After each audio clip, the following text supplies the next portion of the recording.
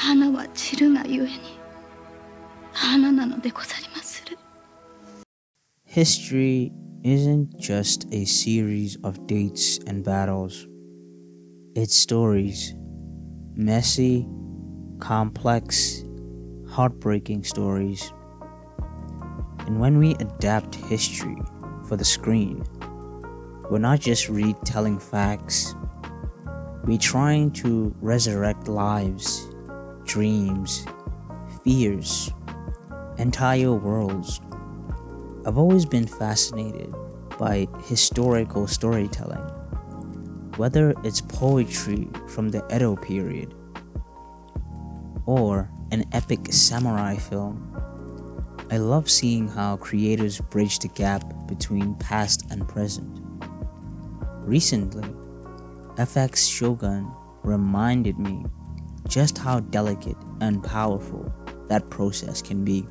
Today, I want to dive into why Shōgun succeeds, not just as a TV show, but as an act of historical storytelling.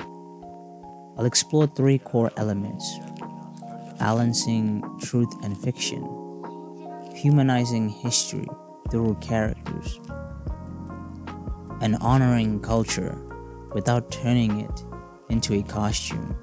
Along the way, I want to talk about what writers and creators can learn from Shōgun about adapting history with both respect and imagination. The balance between truth and storytelling adaptation is a balancing act. When we tell historical stories, we walk a tightrope between accuracy and drama. Stick too closely to the facts, and the story risks becoming dry, distant. Take too many liberties, and you betray the people whose lives you're trying to honor. Shōgun manages this balance with an incredible sense of care.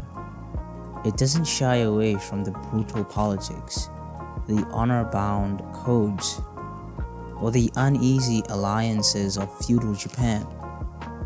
But it also understands that the heart of the story isn't just what happened, it's what it felt like to live through it. There are moments where the show invents or dramatizes events for emotional impact, and that's not a flaw, that's a choice. It captures the spirit of the time, the tension of a nation on the edge of transformation. As writers, this is the first lesson. Historical truth isn't just about getting the costumes right.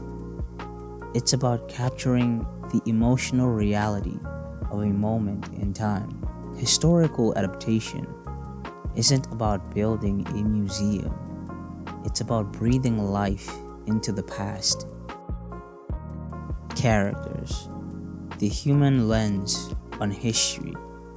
One of Shōgun's greatest strengths is how it uses its characters to humanize history. John Blackthorne isn't just a foreigner in Japan.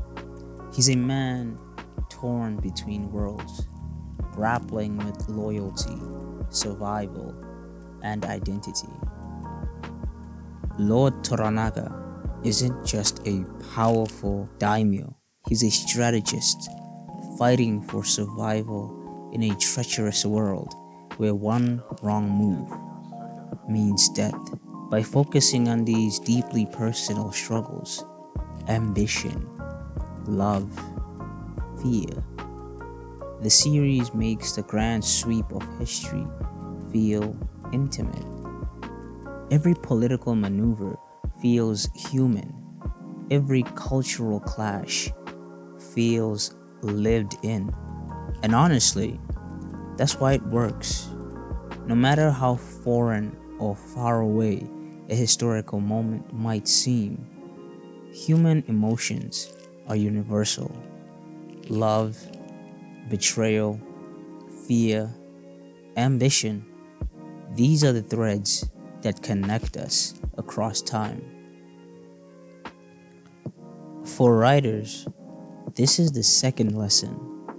History isn't a backdrop, it's a stage for very real, very human stories. If you want your audience to care about your historical world, give them characters who bleed, who dream, who fail. And yes, throw in a little romance. It's history. Of course there was romance. Culture and symbolism. Honoring without simplifying. One of the most breathtaking things about Shōgun is how it treats Japanese culture, not as window dressing, but as an essential, living force within the story. From the rituals of tea ceremonies to the silent glances exchanged across a crowded court, culture isn't just shown, it's felt. The series invites us into a world where honor, duty, and survival are inseparable from tradition. But it also raises an important question. When adapting another culture, where's the line between honoring it and exoticizing it? Shōgun doesn't always get everything perfect. No adaptation does. But what matters is that it treats its source culture with deep respect. It doesn't flatten complexity into cliches. It doesn't turn Japan into a mystical fantasy land for Western eyes. It portrays Edo period life with richness and weight. And that's the third lesson. When you adapt a culture that's not your own, you owe it your humility, your curiosity, your willingness to let that culture speak for itself, not just through your lens. Culture isn't a setting, it's a character. Treat it that way. Why historical adaptations matter. At its best, historical storytelling isn't about escaping into the past. It's about holding a mirror up to the present. Shōgun succeeds because it doesn't just recreate history, it resurrects it. It reminds us that history was made by people like us, grappling with fear and hope and ambition. And it reminds us that the past isn't dead, it's still with us, shaping the way we see the world.